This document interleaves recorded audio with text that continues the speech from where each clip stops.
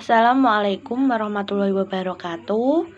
Kami dari kelompok 1 dari mata kuliah Ilmu Kaligrafi yang beranggotakan Fareka Nur Rahmawati, NIM 191060111019, Tasya Lailatul Maghfirah, NIM 191060111066, dan Aldi Widiantoro, NIM 191060111071. Di sini kami akan sedikit menyampaikan poin-poin penting dari makalah kami yang berjudul Sejarah Tulisan Arab. Baik, di sini saya sebagai pemateri pertama akan membacakan tentang definisi tulisan Arab. Kata huruf berasal dari bahasa Arab, arof atau huruf. Huruf Arab disebut juga huruf hijaiyah. Kata hijaiyah berasal dari kata kerja hajja yang artinya mengeja, menghitung huruf, membaca huruf demi huruf. Huruf hijaiyah disebut pula huruf tahjiyah. Huruf hijaiyah berjumlah 28 huruf tunggal dan 30 huruf. Jika huruf rangkap lam alif dan hamzah sebagai huruf yang berdiri sendiri. Orang yang pertama kali menyusun huruf hijaiyah secara berurutan mulai dari alif sampai ya adalah Nasr bin Ashim al-Laits. Cara menulis huruf Arab berbeda-beda dengan huruf Latin. Huruf Latin dari kiri ke kanan, kalau huruf Arab ditulis dari kanan ke kiri. Selanjutnya, pertumbuhan dan perkembangan huruf hijaiyah. Menurut penelitian para sejarawan, tulisan Arab yang digunakan seperti sekarang ini berasal dari tulisan Mesir kuno. Dibuktikan dengan temuan arkeologis prasasti pada batu pilar di Mesir.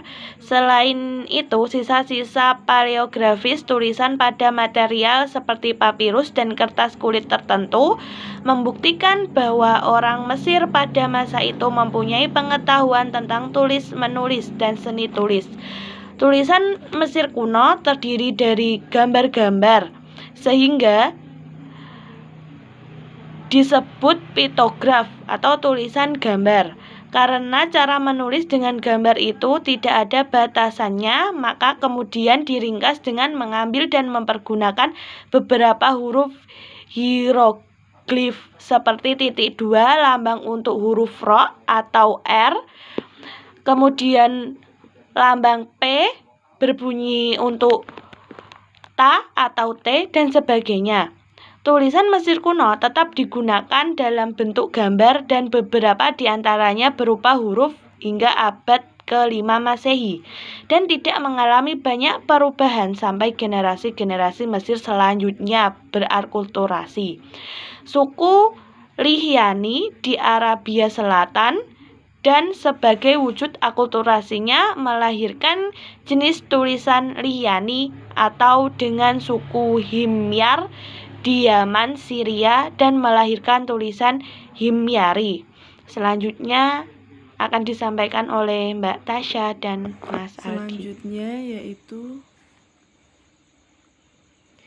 ciri tulisan pada waktu itu adalah huruf ditulis dengan bentuk lambang yang terpisah-pisah, seperti huruf cetak Latin. Hanya huruf konsonan selain wawu, alif, dan ya yang ditulis, tidak memakai titik-titik. Dan terkadang satu huruf dipakai untuk beberapa huruf yang mempunyai kesamaan bentuk tanpa diberi tanda pembeda,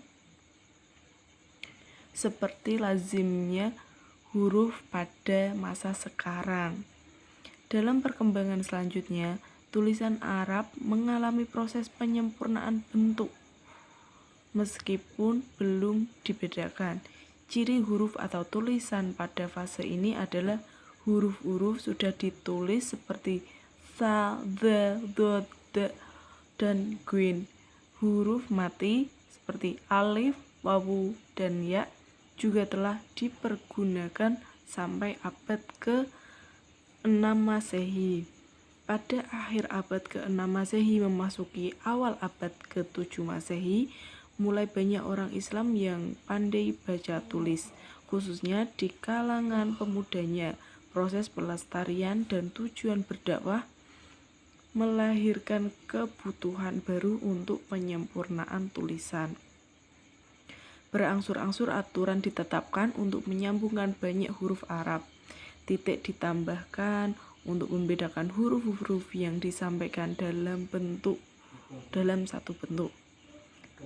Sod, do, to, do, za, ba, ta, sa, dan lainnya.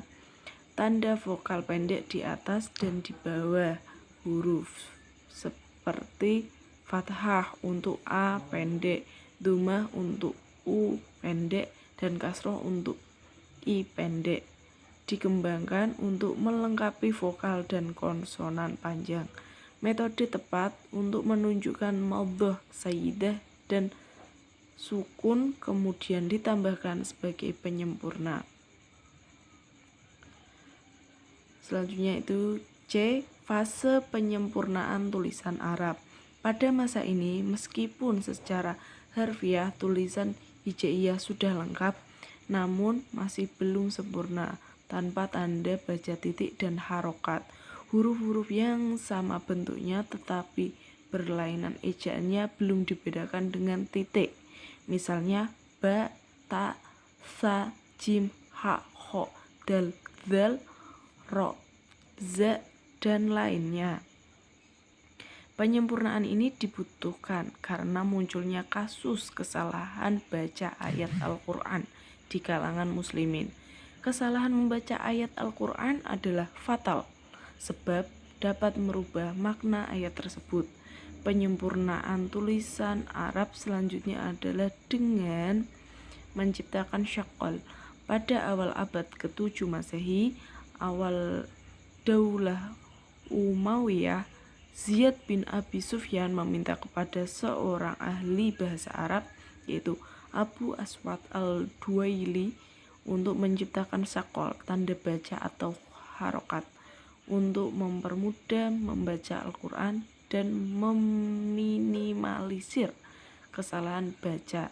Tanda baca yang diciptakan berupa titik-titik. Yang pertama yaitu titik 1 di sebelah kiri huruf berarti dhammah U. Seperti tulisan to, maka dibaca tu.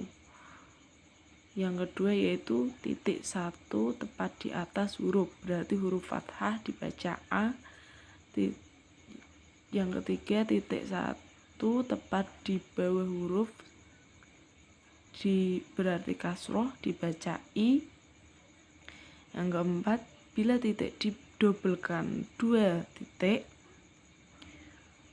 maka fungsinya menjadi tanwin, yaitu an, in, un.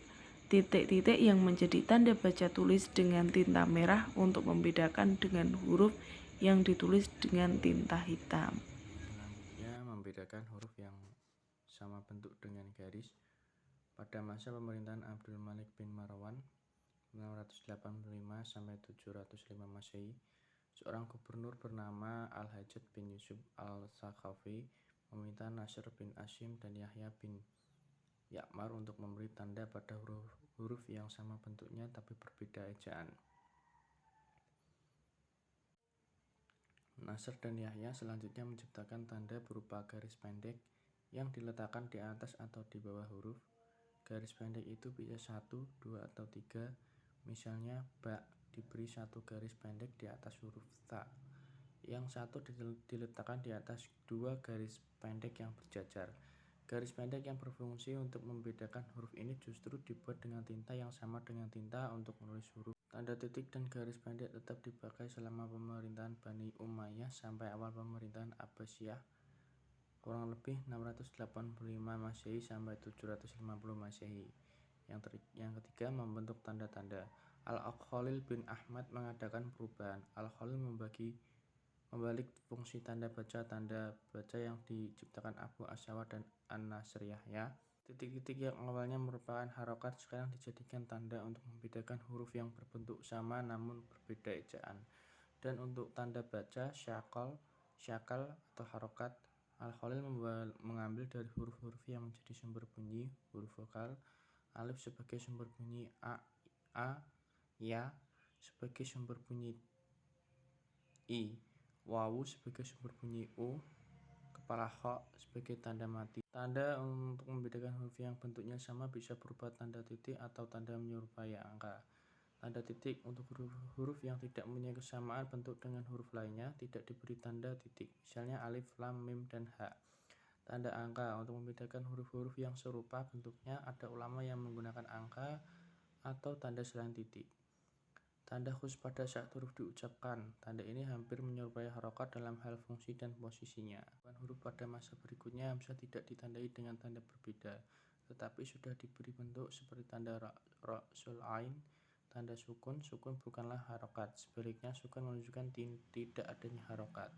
Yang ketiga, tanda tasdid. Tanda kepala shin ini diletakkan di atas huruf yang bersuara ganda, baik huruf itu bersuara a, i, atau u. Tanda tanwin. Al-Khalil menyempurnakan tanda titik yang dibuat oleh Abu Aswad untuk menandai tanda-tanda ciptaan Al-Khalil. Banyak yang menjadi dasar untuk tanda-tanda dalam tulisan Arab sampai sekarang.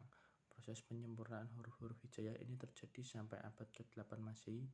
Tulisan atau huruf Arab yang sudah mengalami proses perubahan dan penyempurnaan itulah yang sekarang dipakai sebagai huruf Arab resmi internasional. Baik, itu tadi presentasi dari kelompok kami. Kurang lebihnya mohon maaf. Wabillahi taufiq wal hidayah. Wassalamualaikum warahmatullahi wabarakatuh.